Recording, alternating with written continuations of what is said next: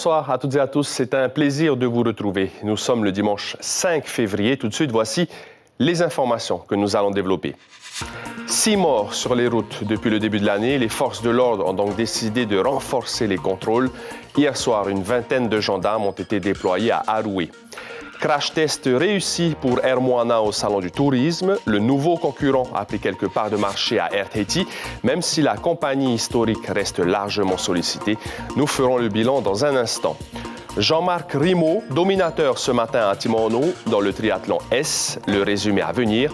Il y aura aussi du rugby, Punaoya qui s'est imposé contre Fa'a. Et puis nous irons à la découverte des jeunes de Billy Tupea à Mateia, des jeunes rameurs. Tout cela sera développé par David Chang dans notre rendez-vous du dimanche, Touaro Sport. Le défilé des lanternes en 1999, c'est ce que nous vous proposerons à la fin de cette édition dans votre Fénois d'avant avec beaucoup de réactions d'enfants. Restez donc avec nous. Merci d'être fidèles au rendez-vous de l'information. 6 morts sur les routes et l'année ne fait que commencer. Alors pour lutter contre les comportements à risque, une vingtaine de gendarmes ont été déployés en bas du Tahara à Aroué hier, en début de soirée. 250 contrôles ont été effectués, principalement des dépistages d'alcoolémie ou de stupéfiants. Kaline Lienard, Chiquita Teiva, Jérôme Lee.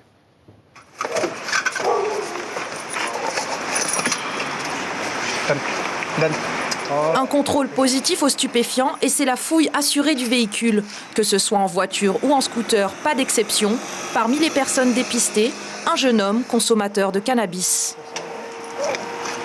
J'ai une convocation avec le procureur et puis on voit de ce qu'il en est pour mes résultats. Donc après, si le résultat est négatif, il y a des amendes qui seront en cours. On sait qu'à partir du moment où on a pris ce type de produit, la vigilance n'est pas la même que quand on est complètement à jeun. C'est un peu comme avec l'alcool. Et même si on vient de fumer ou même si on a fumé la veille, on peut toujours être positif aux stupéfiants. Ça, il faut le savoir aussi. Les gens ne le savent pas forcément, mais ça reste un moment dans le corps, plus longtemps que l'alcool. La conduite sous l'emprise de l'alcool ou de stupéfiants est une des premières causes d'accident. Avec la vitesse et l'état du véhicule, c'est pourquoi les contrôles routiers ciblent principalement ces infractions. On vérifie déjà les équipements de sécurité. Et s'il porte l'équipement de sécurité, en l'occurrence ici la ceinture de sécurité, on vérifie s'il est assuré, on vérifie s'il est détenteur du permis de conduire.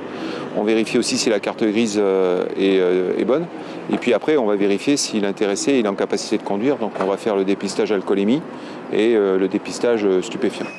Et attention, au-delà de 0,8 g d'alcool par litre de sang, les peines encourues peuvent aller jusqu'à 2 ans de prison et plus de 500 000 francs d'amende. Les gendarmes sont intraitables. Dès 17h, ils étaient en place. C'est parfait parce qu'il faut dire qu'il y a des gens qui sortent déjeuner et c'est l'heure où ils rentrent chez eux. Et il y a ceux qui vont à H aussi, hein? Ah oui, faut pas cacher, hein. On va, tout le monde. Hein. C'est au moment où les gens ils descendent sur la ville pour sortir. Pour toi, il faudrait pas faire un peu plus tard quand même Aussi, peut-être vers 10 heures, des fois 2 heures du matin, oui, les gens ils commencent à rentrer, ça serait bien. Si les contrôles de gendarmerie se multiplient, c'est aussi parce que depuis le début de l'année, 7 personnes ont perdu la vie sur nos routes. Le week-end dernier, on a fait un contrôle entre 21h et minuit sur les sorties de Papeete. Là, aujourd'hui, le créneau, c'est un créneau qui couvre le début de soirée, mais on varie les heures de contrôle. Il n'y a pas de régularité. Des contrôles inopinés pour lutter contre les conduites à risque, car l'alcool ou les stupéfiants sont la cause de près de 80% des accidents mortels. Sur les 200 dépistages réalisés hier soir, 37 infractions ont été relevées, dont 7 pour conduite sous l'emprise de stupéfiants. Le premier des 3 paquebots qui doivent toucher quai à Papeete cette semaine est arrivé aujourd'hui. Le Amadea et ses 600 passagers repartent mardi matin. Le Seabourn Sojourn, un autre paquebot, doit arriver demain. 450 touristes à bord. Et enfin, l'Europa et ses 400 occupants arrive mardi soir. Cela fera près de 1500 croisiéristes en l'espace de 5 jours. On s'intéresse désormais à la concurrence entre les 2 compagnies aériennes locales qui proposaient des prix cassés aux résidents durant le Salon du Tourisme. Air Tahiti a vendu 2 fois plus de billets qu'Air Moana, mais la nouvelle compagnie est tout de même satisfaite. On fait le bilan du 30e Salon du Tourisme avec Natacha Silagi et Hubert Liao. Air Moana a passé le test du salon, une première réussie. Avec son deuxième avion à venir et ses 7 destinations, la nouvelle petite compagnie a fait carton plein au-delà de ses espérances. Plus de 2000 billets vendus pour la start-up. On ne se prend pas au sérieux, par contre on fait les choses sérieusement. Et puis les résultats qu'on a obtenus, ne serait-ce que ce week-end, confirment finalement qu'on est attendu et qu'on a notre place sur le marché et que le ciel est suffisamment grand pour tout le monde. Le double de billets réservés pour Air Tahiti, un peu plus de 4000 au total. Pour l'instant, pas d'inquiétude. Le prochain salon de septembre devrait confirmer ou pas la position de la concurrence.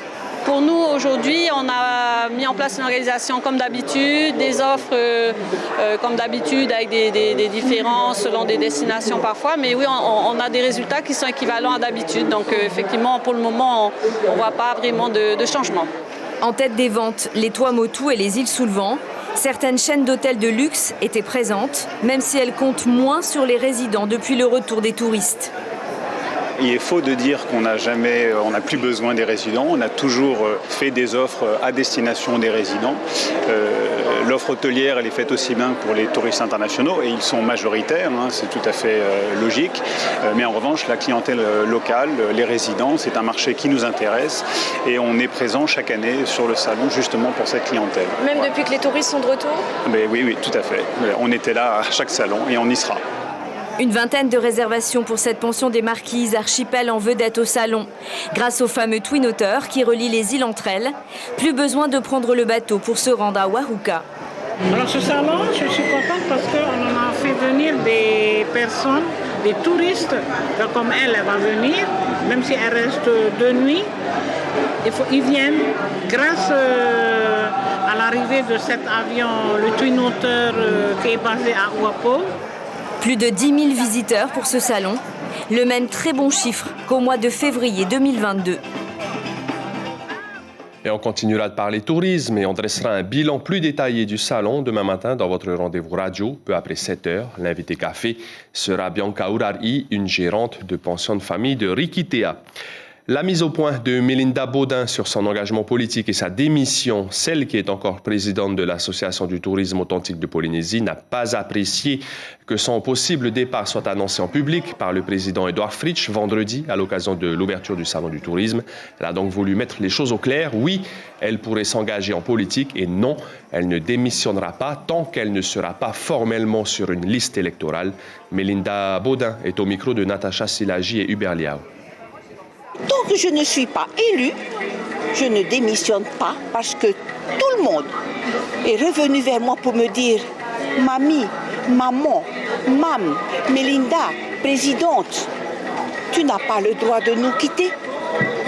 Comment une maman peut quitter ses enfants à un moment aussi difficile?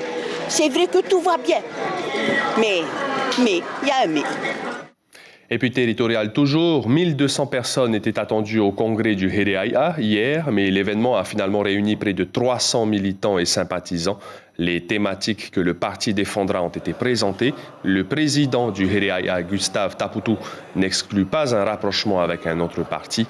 Quelques précisions sur la ligne politique du Hereaia avec Olivier Tahua, deuxième vice-président. Il est au micro de Mirko Vanfou. Nous avons déjà assisté à une première réunion avec le patron Tenati, Hau Mahui, avec celui de Kelly et de Heia Parau. Nous sommes présentés pour voir dans quelles conditions.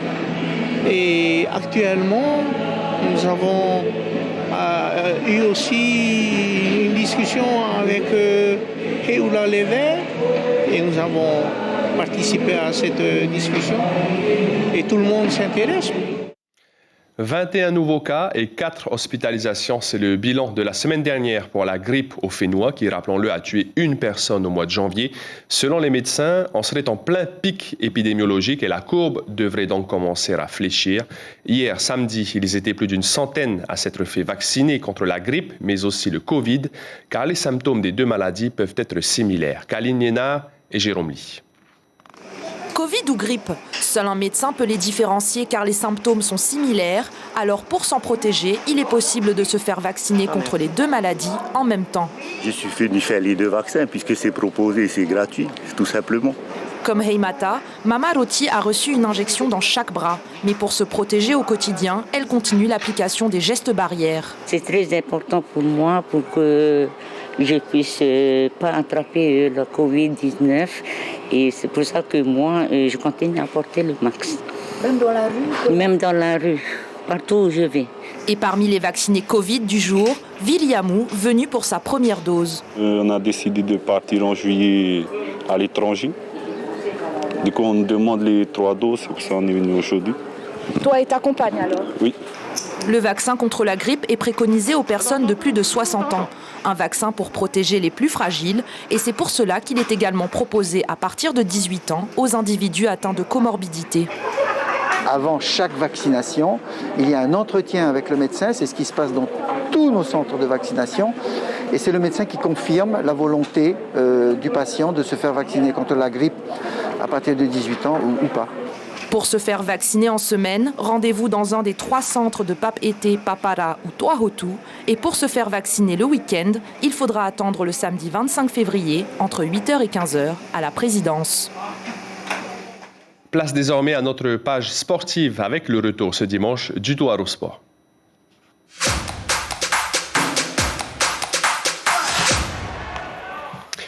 Le Toaro Sport, c'est avec David Chang, comme tous les dimanches à venir. Bonsoir David. Bonsoir Malouki. On débute avec du triathlon. Plus d'une centaine de compétiteurs étaient à Atimono ce matin parmi les courses proposées.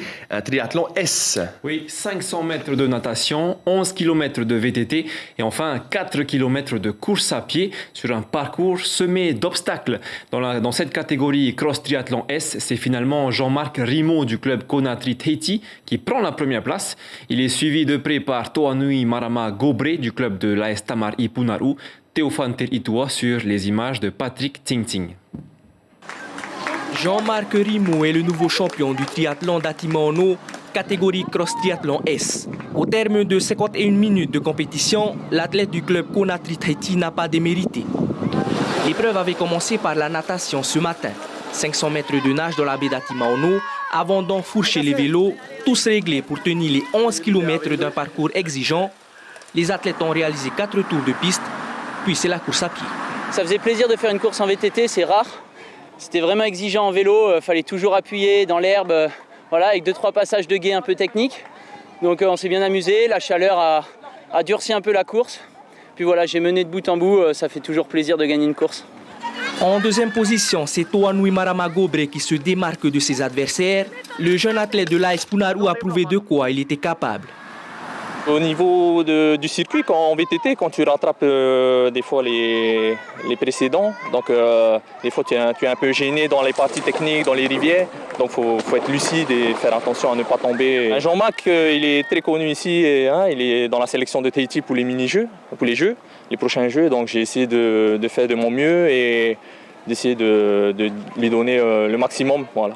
Allez chérie, 60 ans aujourd'hui, happy birthday mon cœur, allez chérie.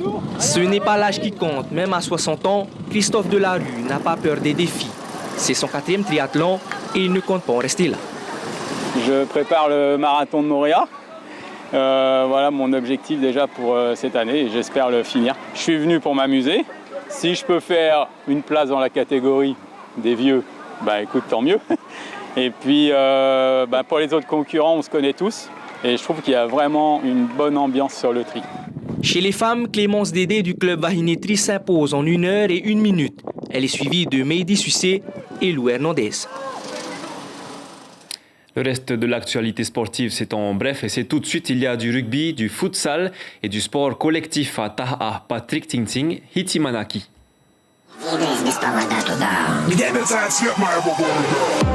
La reprise du championnat de Tahiti de rugby. La première journée s'est déroulée cette semaine. Hier soir, le Punaauia RC a vaincu le Fa'a Rugby sur le score impressionnant de 50-3. Les Oranges ont marqué 7 essais, dont le premier dans les 2 premières minutes. Des essais transformés à 3 reprises et aussi 2 pénalités. La seule pénalité des Verts est signée Clario Pani. Les entraînements, ils ont payé, les joueurs, ils ont été à fond dedans. Et donc là, je peux même pas les engueuler parce que là, ils ont fait un super match ce soir. Jeudi, Papeete s'est incliné face à Pirée, 14 points contre 16. Le succès du plateau de futsal organisé hier à la salle Poheroa AA par la Fédération tahitienne de football, une journée dédiée aux U11 et U13 avec une forte participation des clubs. On comptait notamment l'AS Stéphana, l'AS Pirée ou encore l'AS Vénus. Tout d'abord, c'est faire plaisir aux enfants. Les enfants, ils sont là toute la semaine, alors le samedi, c'est pour leur donner du temps de jeu, de jouer, de s'éclater, mais avec une certaine discipline quand même. Parce que si tu n'as pas de discipline, voilà, et ça écoute pas à cet âge-là. Une journée de sport pour réaliser les projets du collège de Uporu. Les professeurs d'EPS de l'établissement ont réuni les élèves ce week-end. Avec les spectateurs, une centaine de personnes ont répondu présent. Content parce que ça fait du bien de voir nos enfants faire du sport et qu'on organise quelque chose, surtout que d'habitude, le week-end, on est à la maison, on n'a rien à faire, quoi. Le but est de récolter des fonds et permettre aux jeunes du collège de partir à Bora Bora prochainement pour les Jeux des îles sous le vent. Une bonne petite playlist. On part à Tevayuta désormais, David, à la rencontre des jeunes de Mateiahoe. Oui, ils sont entraînés par Billy Tupea, coach bien connu du Fénois. Les bases du VA leur sont transmises, tout comme les valeurs portées par leur coach, Sandroli Patrick Ting. Tous les vendredis, les jeunes filles et garçons du club de Mateiahoe s'entraînent avec Billy Tupea. C'est le cas de Kohekera, 13 ans seulement, qui est là pour améliorer ses compétences techniques. Je fais depuis 2-3 ans peut-être. Et avec Billy, c'est comment? On s'entraîne et on a nos coachs. Les garçons, c'est 3800. Je ne veux pas avoir un jeune derrière, les deux derrière là-bas. Ils sont une trentaine à prendre le départ pour une distance de 3800 mètres. Combien? Un aîné!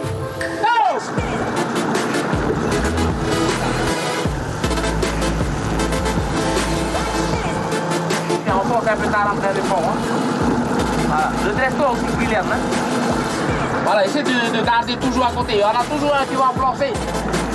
S'ils sont rouges, t'es rouge, c'est que devant, c'est pire. La jeunesse, c'est l'avenir. J'ai envie de travailler avec cette jeunesse-là, essayer de changer un peu leur mentalité, ne pas courir après le price money. Enfin, il faut revenir au naturel, il faut revenir le voir comme avant. Comme tous les vendredis, Magali note tous les temps des rameurs à chaque arrivée, permettant de voir les efforts accomplis par chacun. Depuis le début de l'année, ils n'ont pas arrêté, même avant, ils n'ont pas arrêté. Du coup, je vois moi-même sur les chronos, c'est ça qui fait la différence. Atotupuna avait parcouru les 3800 mètres en 22 minutes et 51 secondes la semaine dernière. Aujourd'hui, il gagne 1 minute et 38 secondes. Il insiste sur le routine, sur toutes les bases, même si les entraînements, être concentrés. Billy encadre ses futurs Aito uniquement le vendredi à 16h. L'objectif est de les préparer aux grandes courses comme celle du Heiva ou la Hawaii-Nuva. Et voilà, c'est tout pour le sport de cette semaine. Week-end prochain, on aura notamment la course de la Saint-Valentin, du rugby et une compétition de fitness marouki. Merci David, c'est ainsi que l'on referme notre tour au sport.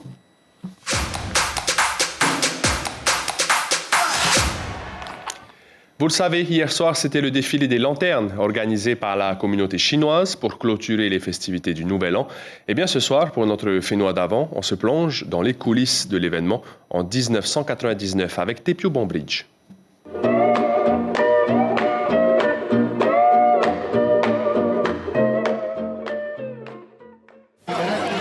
Au défilé des lanternes Made in Tahiti, il y a le côté traditionnel avec les costumes et les lanternes. Mais il y a aussi un côté plus moderne avec ces lampions étonnants qui font de la musique. Une invention qui vise le jeune public. D'ailleurs, les commerçants ne s'y sont pas trompés. Ils étaient là, à l'entrée de la mairie de Papeete, pour fournir les retardataires. Ce n'était évidemment pas gratuit. Équipés ou pas d'une lanterne, ils étaient plusieurs centaines, toutes techniques confondues, à participer à ce défilé dans les rues de Papeete. À l'origine, cette fête populaire chinoise faisait abstraction des classes sociales, noblesse et petites gens se mélangeaient pour clôturer en beauté les festivités du jour de l'an. Et les couples qui voulaient avoir un fils ne manquaient pas de défiler avec leurs lanternes. Pas de fête sans danse du lion, le féroce animal et sa musique très forte et effrayante sont incontournables pour chasser les mauvais esprits qui rôdent à chaque coin de rue. Il était quasiment impossible de circuler en voiture sur le fond de mer. Les rues étaient littéralement envahies par les participants et le public très jeune. Mais au fait, pour ces jeunes, la fête des lanternes, c'est quoi ?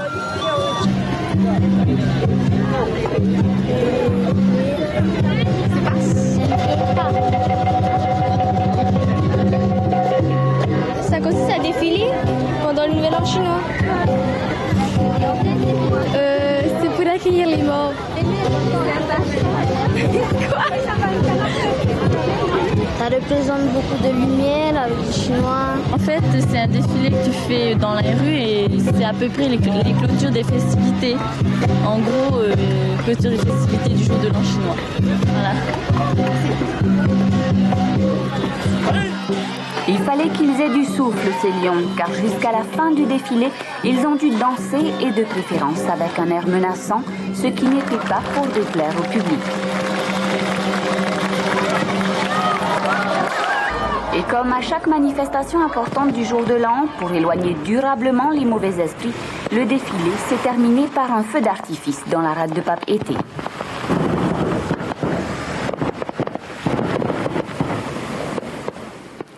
L'information principale de ce dimanche soir, c'est le bilan du 30e Salon du tourisme. Les Tuamotu et les îles sous le vent sont les destinations les plus sollicitées.